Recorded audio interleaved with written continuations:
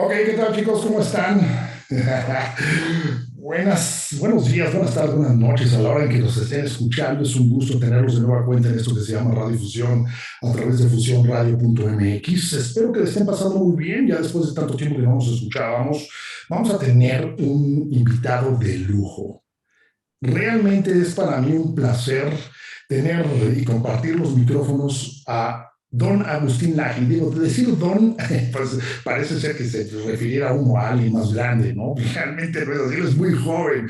Ya lo conocen ustedes, no voy a gastarme en preámbulos. Él es alguien que me atrevería a decir mundialmente conocido. Tenemos poco tiempo, le agradezco mucho a Agustín que me permita estar acá platicando con él. Y pues, Agustín, ¿cómo estás? ¿Qué dice la Argentina? Bueno, muchas gracias por la invitación ante todo, Gabriel. Es un gusto estar en tu programa. Sí, yo estoy en este momento en Argentina, estoy en Córdoba. En breve ya me tengo que ir a una gira por Ecuador y por República Dominicana. Y bueno, Argentina está en un contexto de elecciones, así Sí. que hay revuelta política, digamos así, hay mucha cosa política, tenemos alguna esperanza porque el kirchnerismo, todo indica que le va a ir muy mal en las elecciones. eh, y que afortunadamente a los espacios de la derecha, de las nuevas derechas, les va a ir muy bien, fundamentalmente a Javier Milei. Sí. Javier Milei y en provincia de Buenos Aires a José Luis Espert también. Así que estamos contentos desde ese punto de vista. Qué bueno, fíjate que ciertamente, a pesar de ser países latinos y como se suele mucho decir como cliché, países hermanos, mucho de lo que pasa en la Argentina, el pueblo mexicano está viviendo su propio drama, tanto para bien como para mal. Ya has tenido oportunidad de palparlo tú ahora que estuviste recientemente. Sin embargo, sí estamos en alguna medida al tanto de lo que sucede allá en tu nación y pues bueno, todo parece prometedor. Javier Milei es un personaje. Eh, Mira, ojalá y al final de cuentas les vaya muy bien en todo esto y que el pueblo argentino, que al final de cuentas es el que la disfruta o la sufre, pues tenga la mejor elección en sus manos. Sí, sí, sí, sí. Yo creo que hay esperanza en Argentina, también hay esperanza en Chile. En Ujú. Chile, José Antonio Cast, que es el candidato de derechas de verdad, ¿no? Sí. No estamos diciendo acá centro derecha ni ese centrismo tradicional, sino de derechas de verdad. José Antonio Cast está encabezando algunas encuestas nacionales. Así que bueno, parece que vienen vientos distintos en algunos países y yo espero que en México pronto esos vientos también puedan llegar. Pues sí, realmente es algo que yo creo que todos deseamos. Se ve difícil, ¿eh? Me imagino que al igual que en Argentina y otros países sudamericanos, la cosa acá también está muy complicada. El gobierno está haciendo cosas muy buenas, cosas muy malas. Hay una ambigüedad ideológica impresionante. Y quisiera, si tú me lo permites, iniciar precisamente por ese lado. Porque mira, eh, muchos acá te seguimos. Seguramente te has dado cuenta que tienes un gran público mexicano, Sí. también como todo, detractores, que eso es parte de lo sano, ¿no? Del bien pensar, el poder también discernir entre lo que nos llega, qué es lo bueno y qué es lo malo, qué es lo que nos hace clic y qué es lo que no. Y por ahí quisiera empezar, Agustín, quisiera que me platicaras un poquito. ¿Cómo ha sido tu experiencia en México? Primero por sí misma, después comparado con Argentina, que es la principal experiencia que tienes, que es la que vives y sufres, y traspolándolo al resto de América y el mundo. ¿Cómo ves la situación de México en toda esta batalla cultural que estás comandando? Mira, yo creo que México es un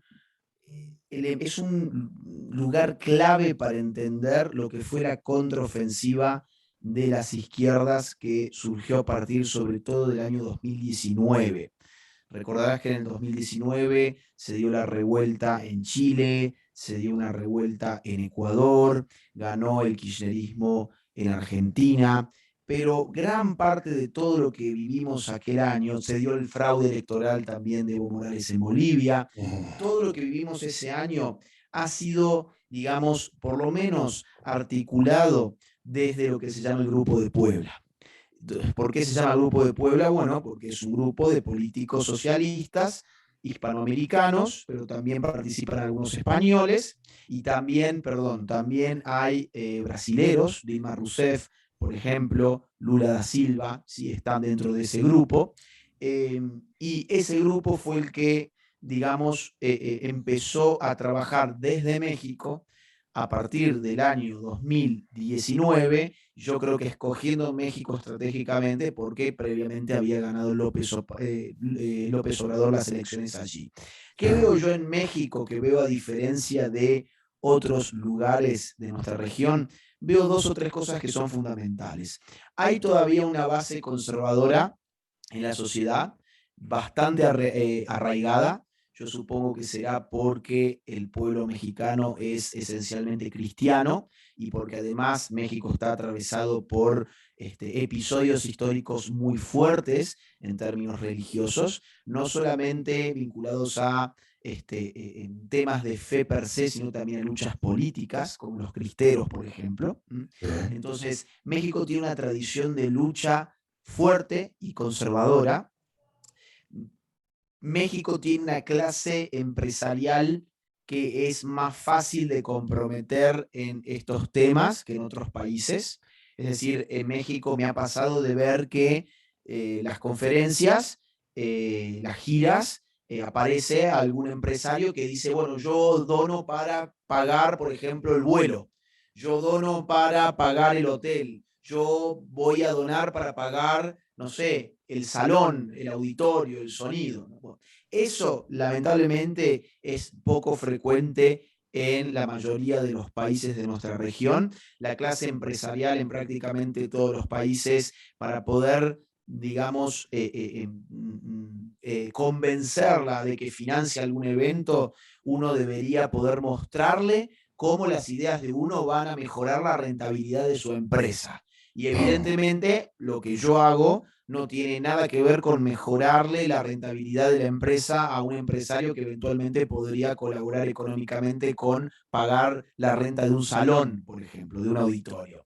En cambio, en México, como te digo, es más probable que la clase empresarial ayude. No digo, ojo, que no se malentienda, no digo de forma millonaria. Bueno, acá en México uno llega y tiene recursos para todo. No, no, no, no, no. O sea, no se confundan. Pero comparativamente con otros países como Argentina, en Argentina, si vos querés que un empresario te pague un salón, un auditorio, tenés que mostrarle cómo tu conferencia le va a hacer un bien económico a su empresa. En México no. En México hay muchos empresarios que dicen, bueno, acá se va a defender la vida, yo tengo un compromiso con la vida. Entonces yo voy a colaborar pagando el sonido, por ejemplo. O acá se va a defender la familia, acá se va a defender la libertad, yo tengo un compromiso con esos valores, más allá de si a mi empresa le va bien con esta conferencia o mal con esta conferencia. Vamos a hacer una donación solidaria.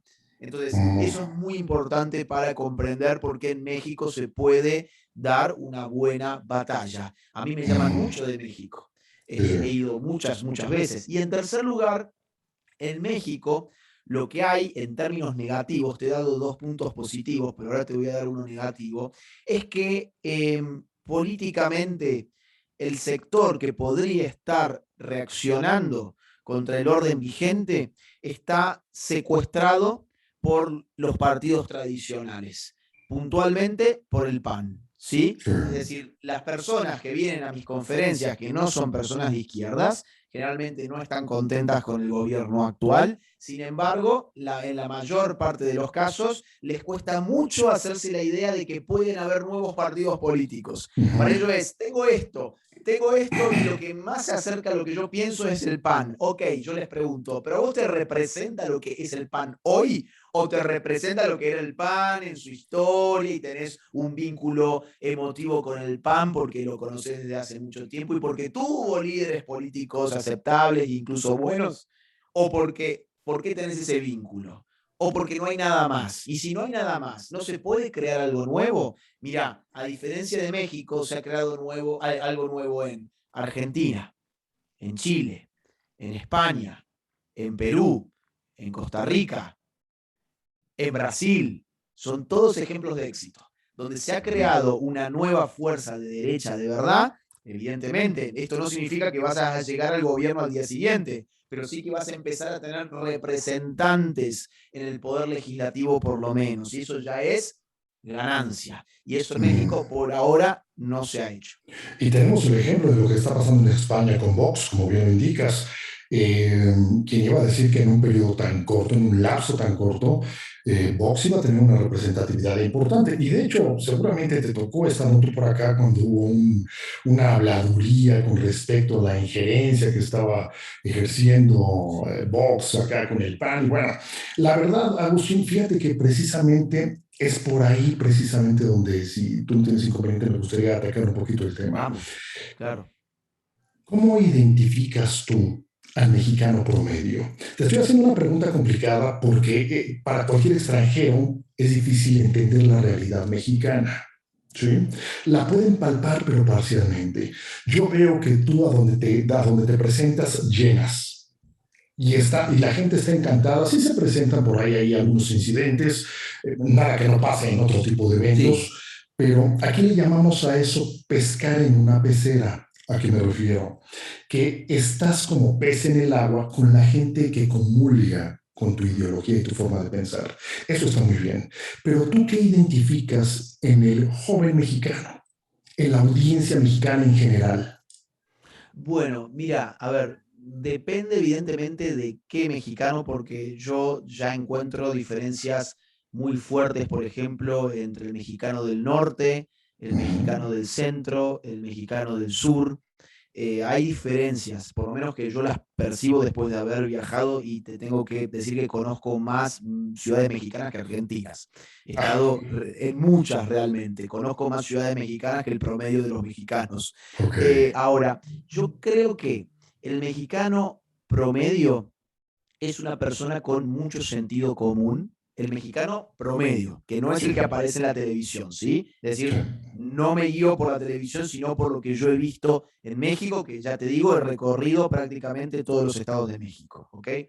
Yo veo que es una persona con mucho sentido común, que no tiene pelos en la lengua para decir lo que piensa, no le importa demasiado si su opinión le genera una mala imagen frente a la persona a la cual le está dando su opinión. Es decir, a diferencia de, por ejemplo, países de Centroamérica como Costa Rica, donde la gente es mucho más cuidadosa, mucho más prudente, mucho más suavecita, el mexicano, tal como yo lo identifico, puedo estar en lo cierto o no, tal como yo lo identifico, es una persona que te dice, no, eso, o sea, eso no es así, esto es así.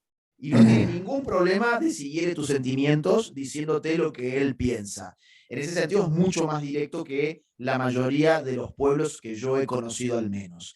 Pero por otro lado, el mexicano promedio, yo creo que está resignado frente al sistema político. Y esto es producto, creo yo, del tipo de política que ha existido en México durante el siglo XX. Estar sometidos a lo que se llamó la dictadura perfecta, ¿no? Que era la que se disfrazaba de proyecto democrático, de sistema democrático, pero siempre gobernaban los mismos, generó una apatía muy grande en el pueblo mexicano respecto de la política. Además, el pueblo mexicano lo veo apático con la política porque la política no puede resolver sus problemas más urgentes, empezando por algo tan urgente como es la seguridad. Vos fíjate que la filosofía política moderna en gran medida legitima al Estado moderno a partir de los servicios de seguridad que el Estado debiera dar. ¿Por qué existe un Estado? Bueno, para que no nos matemos, diría Hobbes, ¿no?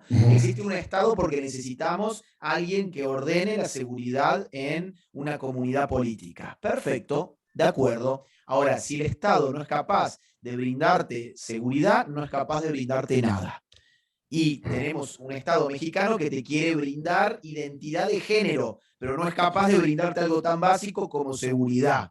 Y me estoy refiriendo puntualmente, por ejemplo, a datos tan concretos como que la tasa de homicidios en México es de 30 por cada 100.000 habitantes. La tasa de homicidios promedio en el mundo es de 7,2, en México es prácticamente 30. O sea, el nivel de violencia que vive el pueblo mexicano es inmenso. Y yo creo que a la clase política no le conviene desactivar la violencia. Si la clase política tuviese la voluntad política real de acabar con el narco, por ejemplo, acabas con el narco en un mes. Ojo, tenés que violar todos los derechos humanos. ¿Sí? Sí, Tenés que violarlos claro. todos. No hay juicios, va a haber víctimas colaterales, etcétera. Pero metés al ejército y con voluntad política se acabó el problema en poco tiempo. Ahora, evidentemente esa voluntad política no existe. No existe porque si no, cosas así ya se hubiesen hecho hace rato y no se han hecho. Claro. Entonces, el mexicano es apático con la política porque ve que en general siempre están las mismas caras, aunque salten de un espacio a otro, siempre son más o menos lo mismo, y encima ve que ni siquiera la política le soluciona algo tan básico y tan esencial para la misma definición de Estado, que es garantizar la seguridad. Entonces, por un lado tenemos una persona que tiene toda esta actitud tan frontal, con tanto sentido común, pero por otro lado no encuentra cómo canalizar institucionalmente un cambio que pueda mejorar su vida. Y yo le agregaría un poquito, Agustín, no sé qué piensas al A ver. respecto, los poderosos medios de comunicación que tenemos. Lo sabes bien, nuestros medios de comunicación han permeado a nivel mundial, no se diga América Latina, Sí. a nivel mundial. Y la gente literalmente la tenemos idiotizada. Y mira que esto es triste que te lo diga, digamos, yo desde mi parapeto como comunicólogo, eh, es nuestra realidad. La gente mexicana, más allá de la bondad de la que podemos pretender tener de manera natural, estamos totalmente alienados por los medios de comunicación. Preferimos consumir basura a consumir contenido de calidad. Y por eso precisamente es que en algún momento yo he planteado, inclusive con colegas, con amigos, la importancia de entender a la audiencia a la que nos dirigimos. Muchas veces, Agustín, a mí me gustó mucho un video que acabas de postear, por lo menos en Telegram. Yo estoy en tu grupo de Telegram y todo el material que sueles postear me encanta. Este en particular, el más reciente, me gustó mucho porque platicabas de tu, en alguna medida, desencanto de lo que habías notado que sucede en YouTube, por ejemplo, Sí. en donde la gente a título más morboso te mira por ver cómo te dices de palabras con alguien más o menos inteligente. Pero desgraciadamente es lo que vende. Es lo que vende. Es lo que vende. Y entonces, ¿cuál sería tu propuesta? Entendiendo esto de que tenemos un material humano imperfecto, ¿cuál es tu propuesta? ¿Cuál es tu apuesta para que la gente, sin ser versado en temas intelectuales, en temas académicos, pueda entender lo básico de lo que es esta guerra intelectual, esta guerra cultural que se está peleando a nivel mundial? Mira, has abierto un tema muy, muy importante. Probablemente no es un tema divertido, ya que hablábamos recién de que hay que siempre estar generando cosas divertidas. Si la persona no está divertida, cierra este podcast, por ejemplo. Bueno, lo primero que hay que hacer es superar esa idea que nos han metido en la cabeza de que todo tiene que ser diversión. Si no estoy divertido, entonces no me sirve. No, al revés. Es decir, está bien divertirse, está bien hacer cosas que uno lo distiendan, pero uno con la tecnología de la comunicación puede hacer cosas enormes. Es decir, nunca ha estado tan a disposición de la gente tantas posibilidades para educarse. Y nunca la gente ha rechazado tanto la posibilidad de educarse como en nuestros tiempos. Vos fíjate el consumo de la televisión, ya que vos mencionabas el problema que son los medios de comunicación tradicionales porque están llevando adelante una idiotización colectiva, no desde ahora, sino en verdad desde hace muchas décadas, y vos das en el clavo y coincido con vos al 100% de que México tiene una corporación multimediática de un poder muy significativo en términos comparativos con cualquier otro país de Hispanoamérica. ¿Sí? Es decir, yo he estado, por eso te digo, yo he estado en Televisa, he estado en TV Azteca, conozco cómo son por dentro, he estado en sus programas, en algunos de sus programas evidentemente, y sé de la calidad de medios de que se tratan y las tecnologías que ellos allí adentro tienen. ¿Sí? Entonces es incomparable la televisión en México con la televisión, no sé, en Ecuador, por ejemplo, o incluso con la televisión en Uruguay, o con la televisión en Chile, es incomparable, ¿sí? Ahora, mira estos datos que son impactantes, por lo menos a mí me impactan y yo creo que en general las personas no las conocen. En el año 2015, ¿sí? En Estados Unidos se registró que las personas miraban televisión en promedio 4 horas y 42 minutos por día. 4 horas y 42 minutos por día. En Australia, 4 horas y 24 minutos. En Italia, 4 horas 22 minutos. En España y Rusia, 3 horas con 59 minutos. Y en el Reino Unido, 3 horas y 40 minutos. Nuestros países hispanoamericanos no miran menos televisión que estos países, ni mucho menos. Es decir, estamos sujetos a la pantalla muchas horas en promedio por día mirando televisión. O por lo menos esto se cuenta cuando la TV está encendida, ya ese promedio es que se saca en base a eso, ¿sí? Sí. Ahora, yo escucho mucha gente me dice, por ejemplo, que no tiene tiempo para leer. Y yo digo, ¿es cierto que no tenés tiempo para leer? ¿O es que en verdad estás gastando todo el tiempo que tenés libre mirando una pantalla? Yo no digo que dejes de ver la televisión. Yo digo simplemente que reconozcas que quizás estamos mirando demasiada televisión y que la televisión no va a estimularte intelectualmente. Esto es muy importante entenderlo. Las neurociencias ya han encontrado que nuestra cabeza funciona de una forma muy distinta cuando leemos a cuando miramos la pantalla. Cuando miramos la pantalla no empleamos ningún esfuerzo de abstracción. No abstraemos nada porque eso está bien concreto. O sea, lo que yo estoy mirando en la pantalla es una concreción hecha video. Ahora, cuando yo leo, yo estoy abstrayendo todo el tiempo y la inteligencia humana es un ejercicio de abstracción. ¿Sí? A diferencia de los animales que tienen una relación inmediata solo con lo concreto, los humanos, en principio, podemos abstraer las cosas y podemos generar tipologías, categorías, teorías, etcétera. Entonces, ¿cuál es mi propuesta? Bueno, mi propuesta es amigarse con una cultura de la lectura. ¿Nosotros vivimos en una cultura de la lectura? No.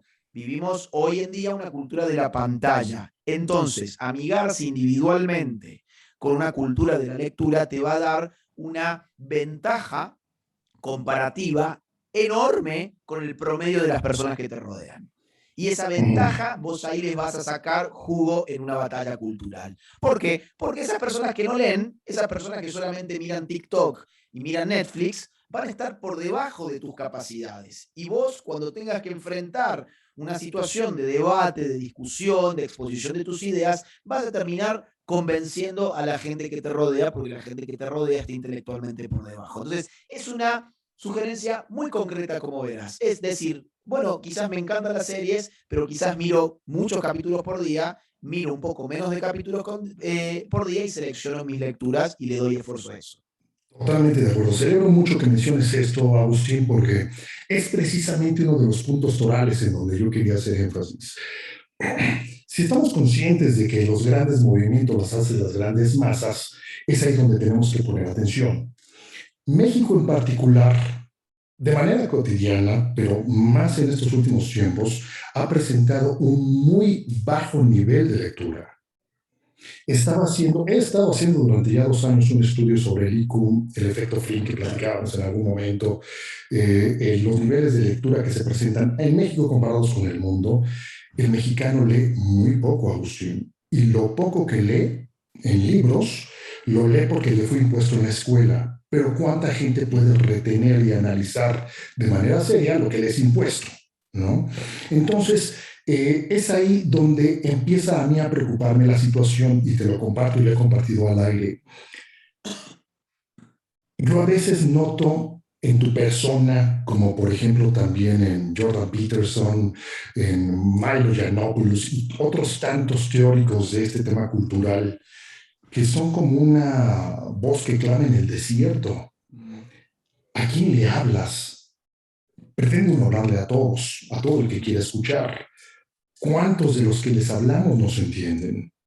Ujú. Cuando los principios de la lógica básica no han permeado, ¿cómo podemos pretender que las grandes masas puedan entender teorías como las de Adorno y Horkheimer y los Sí. aparatos de poder y regulación estatal, cuando no entienden, como decimos aquí en México, la O por lo redondo? Entonces, por ahí te quiero preguntar, es el siguiente cuestionamiento. Tú cuando le hablas a la gente, no al individuo, a la gente, ¿cómo lidias con esta circunstancia en el saber que gran parte de la gente no te está entendiendo? Mira, es frustrante. A ver, es frustrante, pero es un desafío que vale la pena tomar. Es frustrante porque muchas veces hay videos míos, por ejemplo, que a mí me encantan y yo digo, qué bueno que salió este video. Este tema es fundamental. Este tema está en este video, creo que yo lo expliqué bien, creo que di una buena... Y después resulta que ese video es un fracaso. Es un fracaso desde el punto de vista de la gente que decide mirarlo. Y si veo la retención del público, eso es para llorar directamente, ¿no? Sí. Entonces, es frustrante, pero es un desafío. Yo hablo para todas las personas que tengan la voluntad de encontrar en mí una propuesta educativa. Lo mío no es una propuesta para divertirte. Si lo que buscas en mí es diversión, te invito a que dejes de seguirme, porque no vas a o sea, porque yo no voy a esforzarme para que te diviertas. Yo voy a esforzarme porque confío en que vos, la gente, como me decías recién, confío en que la gente que tiene voluntad de formarse lo puede hacer. Yo Ujú. tengo la convicción de que en el fondo todo esto es un problema de voluntad. No es de, ay, qué inteligente que sos. Muchas veces me han dicho, bueno, ¿y cómo haces para ser tan inteligente? Bueno, a ver, no es algo que uno fue tocado con una varita mágica. Ni siquiera creo ser inteligente. Creo que soy una persona que tiene mucha voluntad, nada más. Mucha voluntad como para decir, voy a tener la disciplina de leer tantos libros por mes, seleccionar bien mis lecturas, tratar de pensar en lo que estoy leyendo, pelearme con los autores con los que leo. Yo creo que es un tema de voluntad. Todos tenemos la posibilidad de ejercitar nuestro intelecto y poder entonces vivir mejor.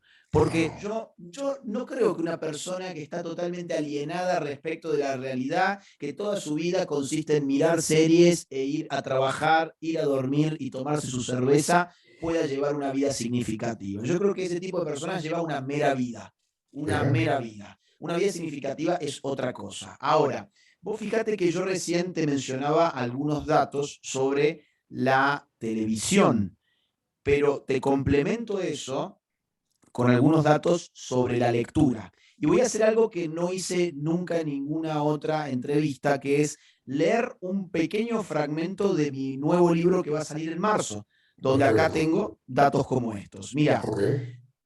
dos investigadores, N. Moser y Schneider, de la Universidad de Würzburg, encontraron que para comprender lo que se ve en la televisión cotidiana se requieren alrededor de 6.000 palabras en el vocabulario, mientras que para entender un libro en promedio se precisan de al menos 66.000.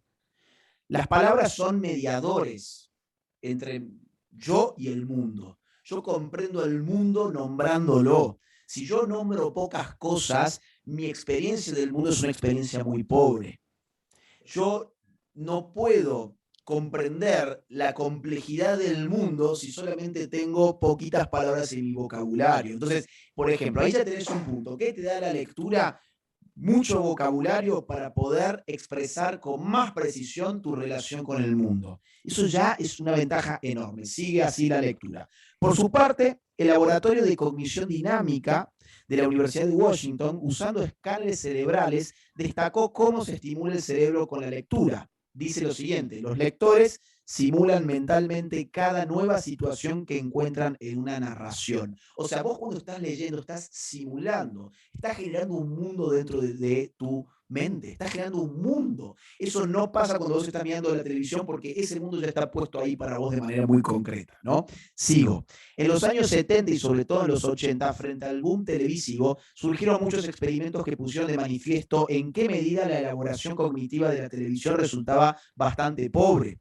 Jacobi y otros, por ejemplo, hallaron que solo un 3,5% de una muestra de espectadores podía responder correctamente a un cuestionario del tipo verdadero o falso sobre comerciales televisados de 30 segundos. Solo el 3,5% podían responder verdadero o falso con precisión sobre comerciales de 30 segundos. Stauffer y otros encontraron que las personas de su muestra respondían con más precisión a noticias que se les presentaban escritas que a noticias televisadas. Stern, a su vez, dio con que el 51% de su muestra de espectadores no podía recordar ninguna noticia vista en pantalla después de algunos minutos. Lo repito, 51% de los espectadores, después de unos minutos de haber visto una noticia, no pueden recordar la noticia. Entonces, ¿por qué hago esto? ¿Por qué trato de convencer a la gente de que se amigue con una cultura del libro? Porque yo creo que si nosotros en una batalla cultural nos amigamos con la cultura del libro, vamos a estar bien equipados para dar esa batalla, bien equipados. Y yo le hablo a la gente que tiene la voluntad, que es lo único que hace falta acá, la voluntad de decir, a mí me interesa formarme intelectualmente. Ya llegará el tiempo en que yo pueda entender Horkheimer, Adorno y todo lo que vos mencionabas recién, pero ir de poco a mucho, como quien hace un gimnasio, como quien va al gimnasio, no empiezo levantando pesas de 100 kilogramos, empiezo tranquilo y voy subiendo de a poquito, ¿no? A medida que mis músculos van creciendo. Con los libros pasa lo mismo. Mira que tenemos altos índices de coincidencia en muchas cosas, Agustín. Yo a mis chicos, tengo fortuna de poder impartir algunas clases, les hago hincapié precisamente en esto, y creo que tu libro va a ser excelente para complementar algunas cosas de las que les digo a ellos. Yo empiezo con la premisa de decirles, ustedes no pueden pretender ser buenas personas, entendiendo de la ambigüedad de lo que pueden ellos entender como buena persona, ¿no? Si no leen, no hay forma. En las neurociencias, como tú bien lo indicabas, también se ha demostrado que no es lo mismo leer un libro electrónico y un libro en papel. Yo les he hecho mucho énfasis a ellos y de hecho me los llevo a la biblioteca para que palpen los libros. Sí. Veo que tienes un montón de libros, yo también acá atrás tengo muchos y el deleite de la lectura en papel es inigualable. A los chicos hoy no les dice nada eso. Ellos creen que gastar 20 pesos, $1 en un libro es una pérdida de tiempo y es un desgaste, ¿no? Pero les hago mucho énfasis en esto. También les hago énfasis en la importancia de las palabras y de cómo las usamos. Como comunicó y en aquella época cuando yo estudiaba para locutor también y periodismo, nos hacían buenos maestros mucho énfasis en el hecho de que una persona culta en un ambiente no académico, sino cotidiano, usa entre 4.500 y 5.500 palabras. Una persona de muy baja capacidad intelectual y académica no usa más de 1.200. Yo les hago mucho énfasis a mis chicos, usen las palabras correctamente, porque las palabras forman ideología, las palabras forman la mente. Bueno, y entonces continuando con esto, Agustín, ¿cómo podríamos, y me permito sumar a tu esfuerzo, cómo podríamos los dos y todos los que quieren sumarse en esta guerra intelectual y cultural permear en la gente que ni locos van a agarrar un libro en su vida, que no les interesa porque lo creen aburrido? ¿Cómo podríamos hacer? Bueno, yo creo que como yo intento es como te dije recién, eh, mostrándole a las personas que en este momento estamos sufriendo ataques que existen, ataques que van contra nuestra vida, contra nuestra libertad, contra nuestra familia, contra nuestra patria, con nuestra sociedad en general, y que para nosotros tener un rol activo en defensa de los nuestros y de nosotros mismos, necesitamos de esas armas culturales que nos van a permitir no solamente defendernos, sino también atacar.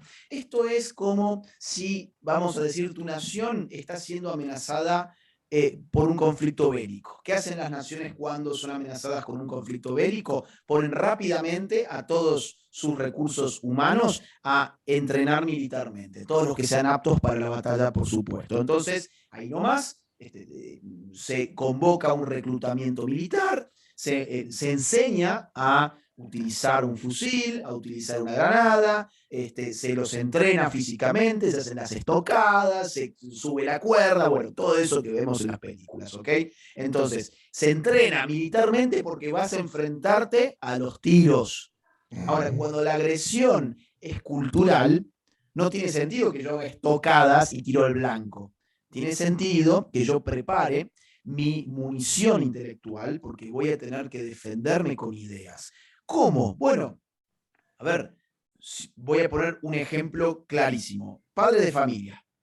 Padre de familia está viendo que su hijo lo están adoctrinando en el colegio, que le están adoctrinando desde la televisión, que incluso su propio grupo de amigos está reproduciendo el adoctrinamiento que viene de, por ejemplo, la farándula. Bueno, si yo, como padre de familia, estoy mirando eso, yo puedo desactivar ese adoctrinamiento. Ahora, yo no puedo dar aquello de lo que carezco. Yo para desactivar el adoctrinamiento, yo tengo que ser una persona que ha estudiado, que ha leído, que se ha informado y que se ha formado sobre los temas a los cuales a mi hijo lo están adoctrinando. Porque si no, simplemente voy a tener el recurso de la autoridad, y ese es un recurso muy pobre. Sentarme con mi hijo y decirle, mientras vos vivas bajo este techo y yo te alimente, entonces vos vas a tener que pensar de otra manera. Vos vas a tener que decir lo que tu padre dice. Eso es, digamos, pan para hoy, hambre para mañana. Es más, te va a salir el tiro por la culata. Distinto sería sentar a tu hijo, a ver, hijo, contame, ¿qué es lo que estás pensando sobre esto? ¿Y de dónde lo has sacado? Bueno, yo pienso que esto y aquello otro. Ah, ¿y nunca te pusiste a pensar que en verdad esto y aquello? Entonces se lo vas refutando como un Sócrates, ¿no? O sea, con mayéutica, con preguntas. Esa es una muy buena forma, pero evidentemente para poder llevar adelante esa práctica educativa, el padre tiene que estar educado, la madre tiene que estar educada. Te pongo otro escenario, porque quizás también nos están escuchando jóvenes que no tienen hijos. Bueno, muchos enfrentan el día a día una angustia muy importante porque empiezan a percibir que hay una disociación y más aún hay una colisión entre los valores de su familia en los cuales ellos fueron educados y lo que el medio social les ofrece como valor hegemónico, ¿no? Y frente a esa tensión entre cómo ellos fueron educados y lo que el medio social les ofrece, no saben qué hacer. No se animan a decir lo que piensan. Están en el colegio, no se animan a cuestionar a un profesor. Están en la universidad, no se animan a dar su verdadera opinión. Están con amigos, no se animan a ser los que desentonan el grupo. No se animan a ser diferentes. No se animan a hablar. ¿Por qué no se animan a hablar? Y porque en el fondo no tienen la confianza para hacerlo, porque no tienen los argumentos para hacerlo. Sienten la tensión, pero no hacen nada con esa tensión más que conceder una y otra vez. Entonces, ¿cómo yo puedo estimular a que las personas digan, voy a dar una hora de mi día? No estoy diciendo 4 horas por día, que es lo que en general se llevan mirando pantallas, ¿sí? Una hora por día, que yo diga, voy a dedicar esto. Vamos a decir, por ejemplo, 20 minutos para informarme, revisar medios de comunicación, portales de noticias para informarme qué está pasando en el mundo, y 40 minutos para leer un libro. Cuando yo digo leer un libro, no me estoy refiriendo sobre todo a cuentos y novelas, salvo algunas novelas que están muy bien y que tienen un contenido social y político, como 1984, Un Mundo Feliz, La Rebelión de Atlas, etc. Pero sino más bien libros que sean formativos. Acuérdense, no es una invitación a divertirse, es una invitación a seleccionar mis actividades del día para que yo pueda cultivar realmente mi espíritu. Y luego hay algo que se suele recomendar a menudo, que es volver a la educación clásica, ¿no? Volver a la educación clásica es una muy buena idea para cultivar el espíritu y para, digo, tener una conciencia sobre valores que evidentemente son universales, pero que estamos siendo privados de ellos. Esto es muy importante. Vamos en la recta final. Agustín, no quiero tomar más tiempo del que me otorgaste. Sé que tienes compromisos, quiero respetarlos. Es muy interesante platicar contigo, realmente se aprende mucho. Eh, pero precisamente hablando de lo que comentas de la cultura clásica, qué difícil es vivir en un mundo en donde hay una disociación, como la comentabas, cognitiva, en donde, volviendo al ejemplo de mis chicos, les digo, es que la importancia de la familia, y ellos dicen, ¿de qué hablas? De familia. Mi papá salió por los cigarros hace 20 años y no regresó. No hay un referente real con lo que tú me platicas como idóneo, con lo que yo he vivido. Me pides leer, me pides informarme, cuando mi día a día está bien, que tengo que salir para que la familia coma, por ejemplo, ¿no? Sí. Pero mira, esta situación va a existir, ha existido y seguirá existiendo. Aquí la cosa es, lo importante es que busquemos los medios para que a través de los medios masivos de comunicación y la Internet que está permeando tanto, ya tiene muchos años, ¿no? Podamos hacer esto y de esto una realidad. Algo que yo celebro mucho de ti, Agustín, es que en algunos medios, le decimos aquí jiribilla, algunos comunicadores con jiribilla, con trampa detrás, te tratan de anteponer tu aspecto espiritual y a partir de ahí criticar lo que dices. Un nombre de paja. Sí, sí. Yo celebro mucho que nunca has sucumbido ante eso, porque a pesar de tu catolicidad o de tu cristianismo en los términos en los que lo ejerzas en tu intimidad, la parte intelectual es inherente a todo el ser humano. Por lo tanto, la palabra de un judío no vale más que la de un musulmán cuando está pegada a la recta razón. Claro. ¿Cómo has lidiado con eso, Agustín? Porque ciertamente, al ser seres personales, no podemos retraernos de nuestro catolicismo. Yo en este caso comparto contigo la religión.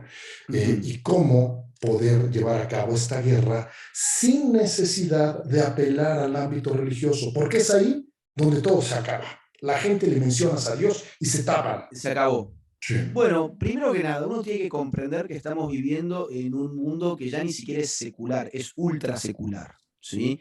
Es secularista. Claro, porque digamos, la secularización del Estado no tiene por qué ser negativa, creo yo. Es decir, en una sociedad donde existen diversos credos y gente que no cree nada, evidentemente se necesita una autoridad política que sea neutra respecto a las creencias de los demás. Yo acuerdo con ese concepto de secularidad. Lo que estamos viviendo hoy es otra cosa, hoy es secularismo, es la secularidad llevada a un plano ideológico que pretende privatizar cualquier expresión religiosa. Y ahí ya sí hay un problema. La privatización de las expresiones religiosas nos lleva a la fragmentación del individuo humano. Claro, yo soy una totalidad, yo no soy un católico cuando estoy dentro de la iglesia y salí de la iglesia y entré al poder legislativo y ya no soy más católico. Eso es absurdo. Otra cosa es que el Estado diga todos tienen que ser igualmente católicos. Ahí ya hay una injusticia.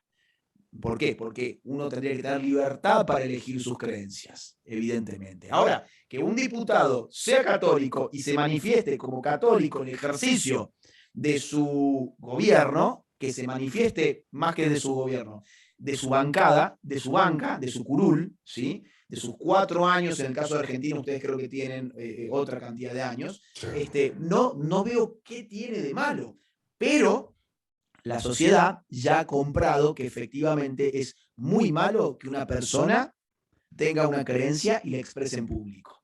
Y eso es una realidad que yo no puedo hoy modificar. Entonces, ¿qué hago yo con esa realidad? Siempre trato de mostrar que ahí hay un problema, pero también no mezclo digamos, no doy argumentos religiosos para defender mis convicciones políticas y morales.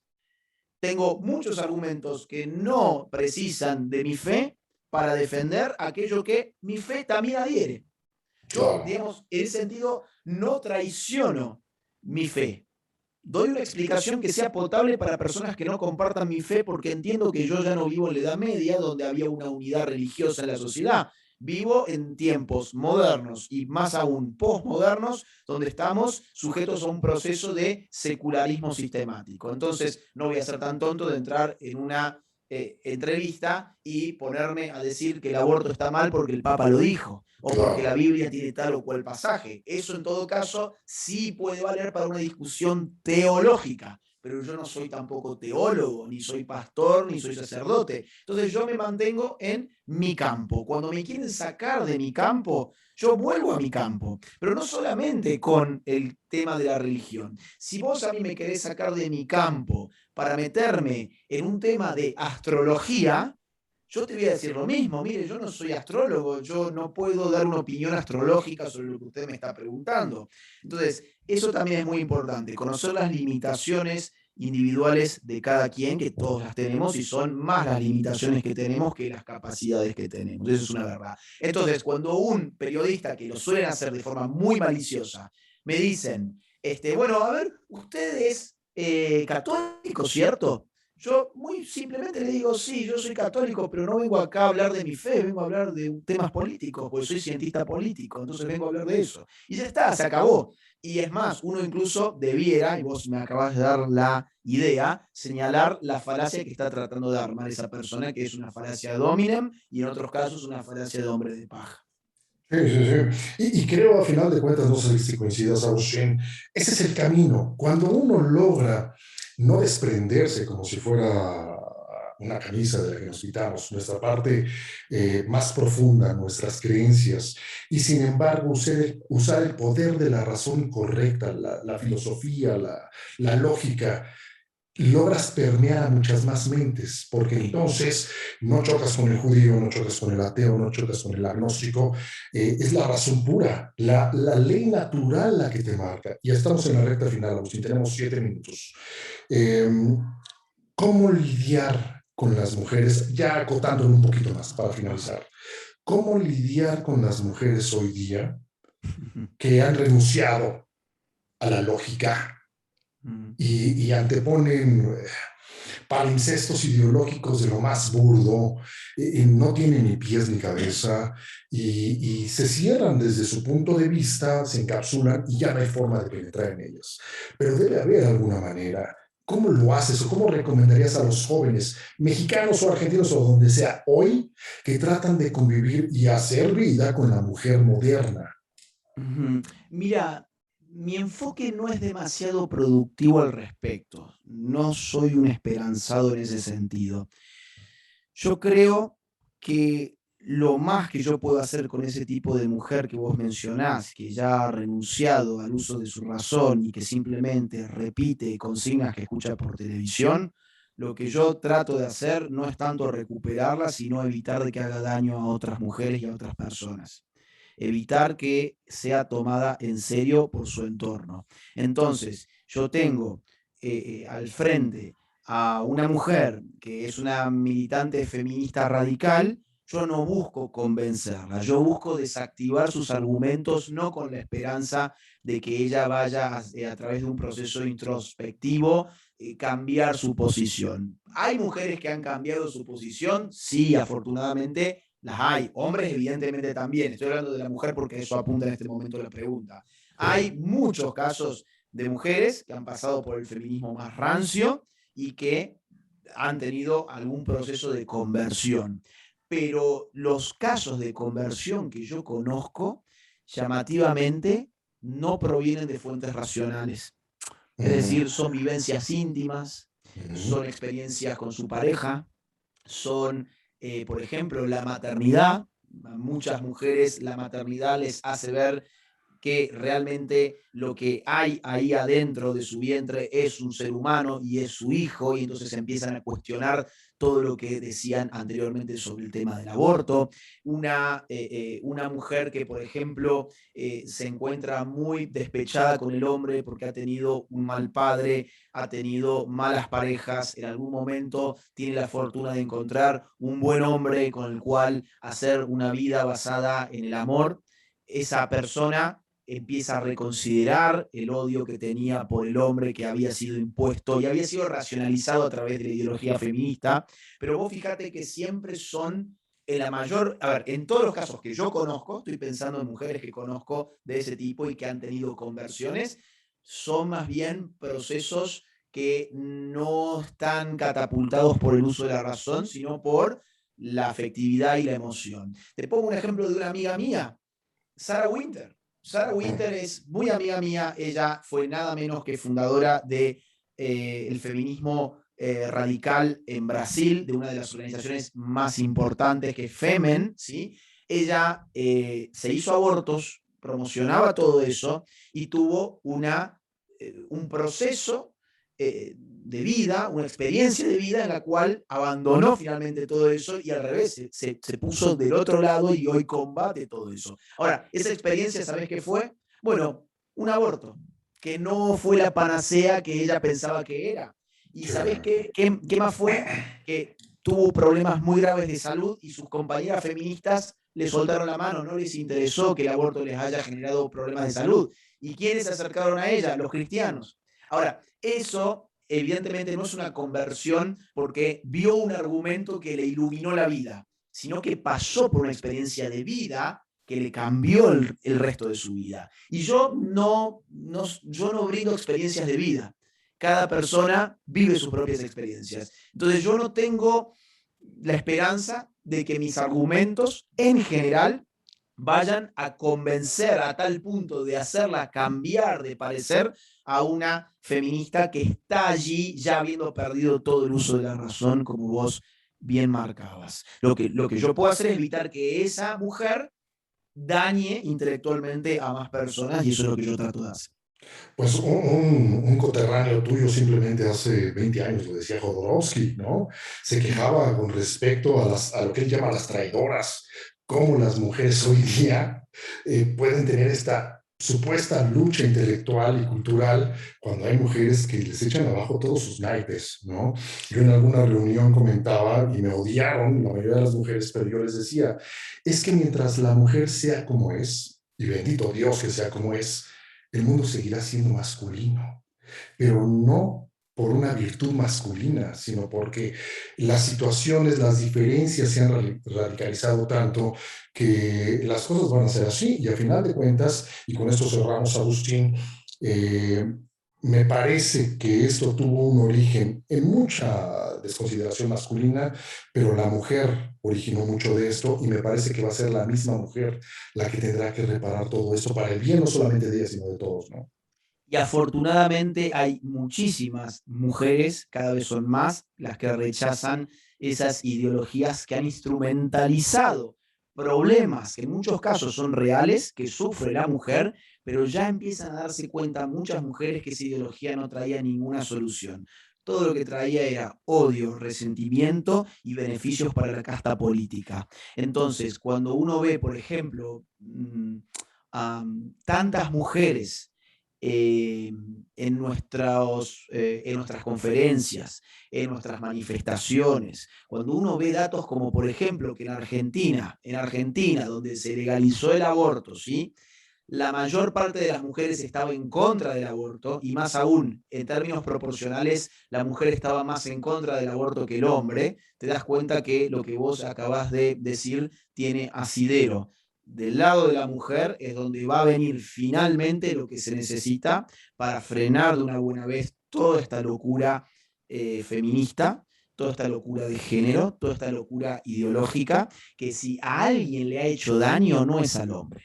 Si a alguien le ha hecho daño es a la mujer, haciendo de su vientre un cementerio, haciendo de sus relaciones personales un horror de resentimiento y de odio respecto del otro sexo. Las ha sumergido además en ideologías que le restan toda responsabilidad individual a la mujer, la ha victimizado, le ha generado cuotas por doquier, no para que exprese su mérito, no para que exprese sus capacidades, sino para entrar allí a través de leyes específicas. Entonces, cuando uno ve realmente lo que estas ideologías han hecho contra la mujer, es nefasto. Y ya hay, y cada vez son más las mujeres que empiezan a tomar un partido muy claro en contra de esas ideologías, afortunadamente. Y es que a final de cuentas la mujer moderna ha reclamado algo que nunca perdió, que es la hegemonía sobre nosotros. Agustín, no sé si tienes pareja. Ellas mandan. La verdad es que ellas mandan. Ellas son las creadoras y co-creadoras. Mira, voy a sumar un punto ahí, eso que acabas de decir que es muy importante. Esto lo vio muy bien, por ejemplo, Horkheimer, a quien vos recién mencionabas. La Escuela de Frankfurt, uno de los primeros trabajos que escriben es un estudio sobre la autoridad y la familia. Y Horkheimer, que hace, no sé si era la introducción o era el primer capítulo, ya no me acuerdo si era una cosa o la otra, pero él en su escrito, en ese libro, advierte que la mujer es un factor de conservación dentro de la familia, porque es la mujer la que toma las decisiones dentro de la familia. Entonces, claro, él estaba viendo lo siguiente, el obrero que vuelve a su casa y que viene de una charla que le fueron a dar comunistas a la fábrica, llega a su casa y le dice a su mujer, mujer, voy a hacer la revolución con mis compañeros obreros, voy a agarrar el fusil, la mujer le pega 5 cachetadas y le dice, vos mañana te levantás de nuevo a las 6 de la mañana y vas a trabajar porque esa familia necesita ingresos. Entonces, Horkheimer lo que ve es eso, es un factor de conservación, pero así como es un factor de conservación, si destruimos ese vínculo y esa posición de la mujer, destruimos a la familia. Fíjate, te doy un dato más. El Banco Mundial calcula por arriba del 60% la capacidad de decisión de consumo de la mujer en la familia. O sea, mayoritariamente lo que consume una familia lo decide la mujer. Por eso es que todas estas grandes corporaciones que van desde Gillette hasta la Coca-Cola te traen constantemente publicidad feminista, porque piensan que con eso son tan tontas las mujeres que les van a comprar más sus productos porque ven que la publicidad son supuestamente feministas. Bueno, como te decía recién, afortunadamente muchas mujeres han dejado de caer en esa trampa. Sí, Agustín, se nos ha terminado el tiempo. Te agradezco muchísimo. Realmente es lamentable que esta charla, por lo menos yo la estoy disfrutando demasiado. Hay muchas cosas que platicar. Ojalá y podamos tener alguna oportunidad en el futuro próximo. Con gusto. Dios mediante. No me resta más que agradecerte. Mandarte tanta energía y tanta fuerza y tantas bendiciones como se puede desde acá, México, Argentina, para que esta batalla invariablemente sea fructífera para ti y para todos los tuyos. Muchísimas gracias, Gabriel, por tu espacio, por tu invitación, por lo que haces, por el mensaje que promovés. Contá conmigo, eventualmente en el futuro seguramente repetiremos esto. Gracias por todo, gracias a la audiencia. Espero que si la audiencia encontró esto interesante, lo ayude difundiendo este video o este podcast. Un abrazo grande, Gabriel. Hasta la próxima. Cuídate mucho y un abrazo. Hasta luego. Cuídate. Muy bien, chicos. Estamos transmitiéndoles completamente en vivo desde esto que se llama Radio Fusión a través de fusionradio.mx. Seguimos con más música. Muy buen rock and roll.